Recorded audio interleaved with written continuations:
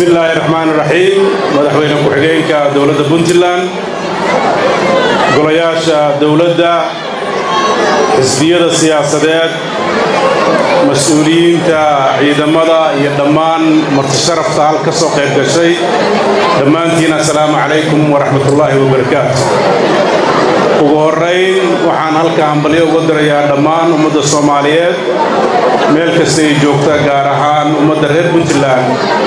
oo caawa iyo maanta u dabaaldegaysa sanad guuradii 26aad ee aasaaskii dowladda Puntland runtii waxaa ku filan dabaaldegii maalmahan iyo oraahihii mas'uuliyiinta kala duwan ay ka yiraahdeen isbeddelkii ay soo martay Puntland waxaan ilaahay subxaanahu wa tacaala uga baryayaa dhammaan intii ka soo shaqaysay howlahaas intii dhimatana Allah u naxariisto inta jirana Allah caafiyo inta kalena cimrigooda Allah u barakeeyo waxaa guul u ah iyo sharaf ummadda Soomaaliyeed iyo Puntland qaranjabkii Soomaaliya ku dhacay kadib in la yagleelay Puntland oo astaan u ah midnimada iyo wadajirka Soomaaliyeed iyo sidii dowlad Soomaaliyeed oo raali la isaga yahay u dhalan lahayd fikirkaas aasaasmay oo noqday mid gaaray dhammaan daafaha Soomaaliyeed waxa uu noqday mid mira dhalay oo ay ka dhasheen aragtida dowladdiska ee Soomaaliya ee maanta ku naaloonayso waxaan rajaynayaa arrintaas kaalinta ay ku leedahay Puntland inay mar walba ciyaari doonto horena uga sii qayb qaadan doonto sidii loo heli lahaa dal degan oo xasilan oo horumarsan oo dimuqraadi ah oo federaal runtii waxaa guul weyn u ahayd in golayaashii deegaanka 36 degmo oo ka mid ah degmooyinka Puntland ay doorteen shacabkeeda waa astaan ku suntan dowlad dhiska waa astaan ku tusan tala wadaagga waa astaan ku tunsan in ay noqoto Puntland la wada leeyahay taladeeda la wada leeyahay doorashadeeda laga wada qayb qaadan doono laguna tartimi doono si dimuqraadi iyo xor iyo xalaal runtii tallaabadaas Puntland waxay u tahay tallaabo weyn waxay tijaabo adag oo bulshada Soomaaliyeed tuhum badan ka galay inaan doorasho xalaal la qaban karin waliba madaxda markaa joogta aysan qaban karin waxa dhagaha Soomaaliya muddo dheer ku dhacayay boob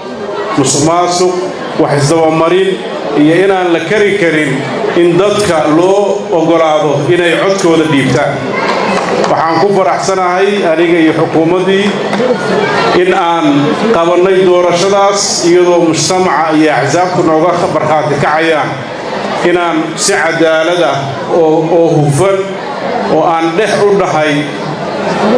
aanan qayb ka nahay sidii aan kaalinta aan mudannahay kaliya u qaadan lahayn oo u ixtiraami lahayn qawaaniinta iyo shuruucda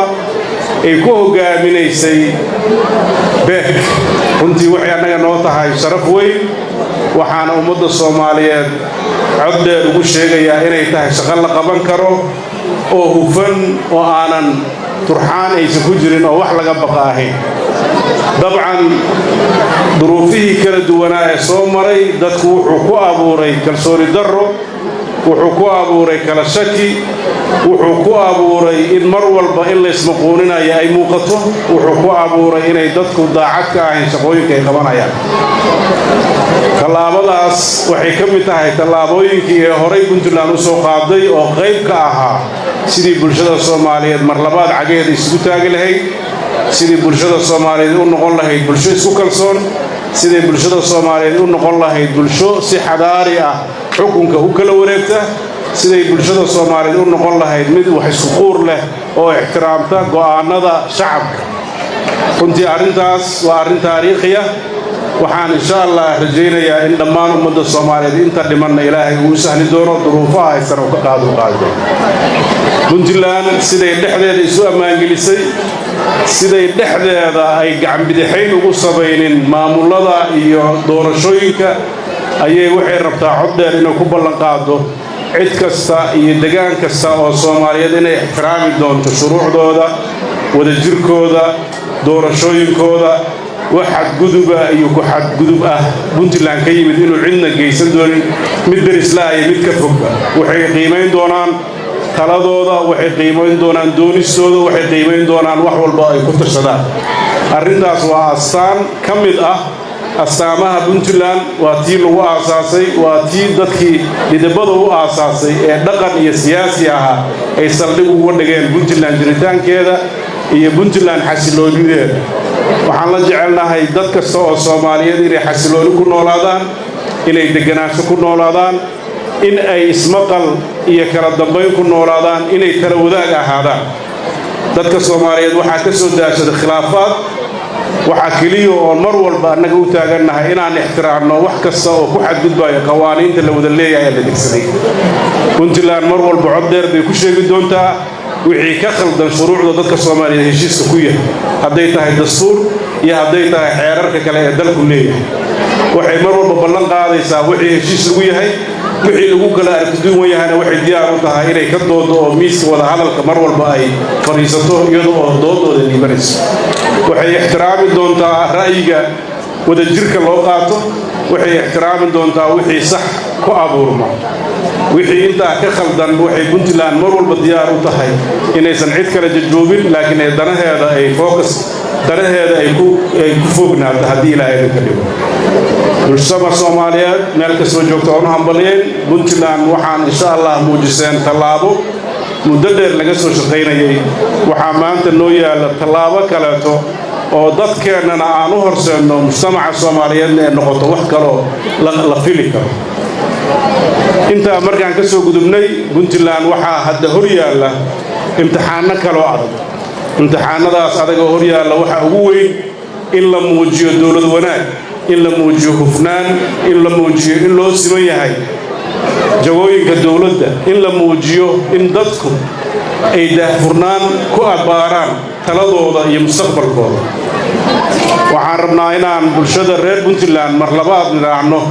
annagoo gacmaha haysanna aan taariikh kale abuurno oo ku saabsan inaan la dagaalamo musuqmaasuqa inaan horseedno talo la wada leeyahay inaan shaqooyinka dawladda iyo qandaraasyada dawladda iyo fursadaha dawladdu ay noqdaan kuwo loo sinnaado inay Puntland ay mar labaad taariikhda ku aasaasto inay dawlad wanaagsan oo hufan oo qof kasta ku kalsoon yahay in la abuuro waana kari karnaa Ilaahay idinkiisa waxaa kaloo rabaa inaan u soo jeesano intii qabyada naga ahayd inaan dhammaystirno oo dhisano hadday ahaan lahayd dhinacyada kabida dhaqaalaha ama kaabayaasha dhaqaalaha hadday noqon lahayd horumarinta arrimaha bulshada hadday noqon lahayd cadaaladda iyo hadday noqon lahayd wax walba oo dawladdeena iyo muuqaalkeena hagaajinaya arrintaas waxaan rajaynayaa xisbiyada siyaasadeed iyo xubnaha dawladda golayaashooda in si midaysan oo wadajir looga wada qaabqaabto ay noqoto talo midaysan waxaan u rajaynayaa xisbiyada siyaasadeed inay doorkooda u noqon doorashadii laga soo qayb galay waxaan rajaynayaa inay yeeshaan dood furan iyo in ay dawladda xisaabtan furan la yeeshaan waxaan sidoo kale Ilaahay idinkiis golayaasha dawladdu aan ka rajaynayaa inay noqdaan golayaal iskorjoogteeya oo wax saxa waxaan rabnaa waxa Soomaaliya daagsaday ee dawladnimo xumada ah oo dawladnimadii laga dhigtay wax lagu shaqeysto inaan mar labaad ka guurno waxaan rabnaa xildhibaanada iyo wasiirada iyo taliyaasha ciidamada ama askarta ciidanka iyo bulshadaba jagada ay dalka u hayaan inay noqoto mid ay dadka ugu adeegaan inaysan noqon mid ay qoyskooda iyo naftooda ugu adeegaan arrintaas waa arrin muhiim u ah in mar labaad kalsoonida bulshada Soomaaliyeed la soo celiyo waxaa bulshada Soomaaliyeed ay kalsooni darro ka qaadeen xukunka iyo dadka xukunka haya waana arrin runtii dhiila mudan waxaan u baahannahay inaysan noqon xukunku meel dana gaara lagu gaaro ay noqoto meel dadka iyo dalka loogu shaqeeyo arrintaas ayaa Puntland sunnad u ah Maraykan arrintaas ayaa dawladda tan Maraykan ka shaqeyn doontaa waxaana rajayn doonaa dad fara badan in laga dulqaadi doono tuhunkaas faraha badan ee daashaday waxaan rajayn doonaa cuqaasha iyo madaxda siyaasadda iyo xisbiyada iyo xildhibaanada iyo cid walba maanta lagu dhibayo in ay waasta ugu sameeyaan dan uu xaq u leeyahay ama jago uu isagu u mutaystay inay arrintaas dhicin oo daahfurnaanta aan ku sameeyno doorashooyinka aan ku sameeyno shaqo raadinta aan ku samayno adeegida bulshada aan u cadaalad fadno mashaariic iyo meelaha la geynayo waxaan naga go'aan inaan bulshada u daadegno qaybaheeda kala duwan waxaan rajaynaynaa xukuumadda tan muddada u dhiman inay tagto dhammaan geeyada Soomaaliyeed ee dhagaheeda ku soo dhageystay ee Puntland ka tirsan inay baahiyaheeda soo qiimayso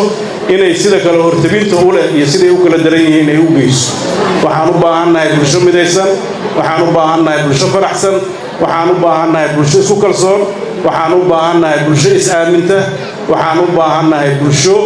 ay noqoto meel lagu soo hirto oo lagu soo hoydo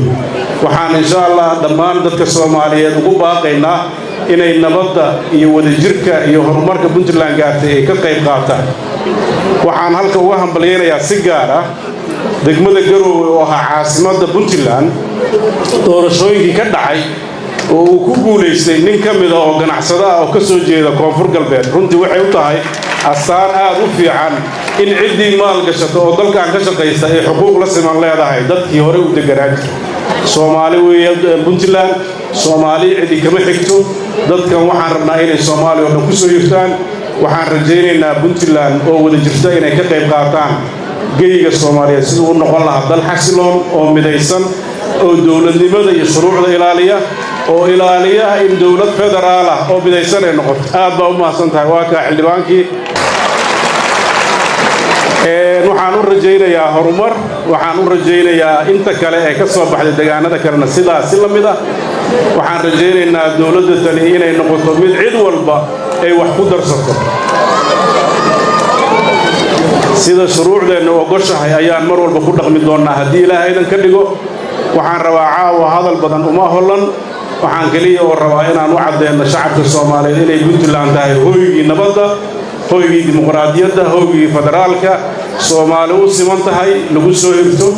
duruufaha dalka ka jira iyo xaaladaha ka jira munaasabadan maanta uga hadlayno waxaan u direynaa kaliya hambalyo waxaan oranaynaa hambalyo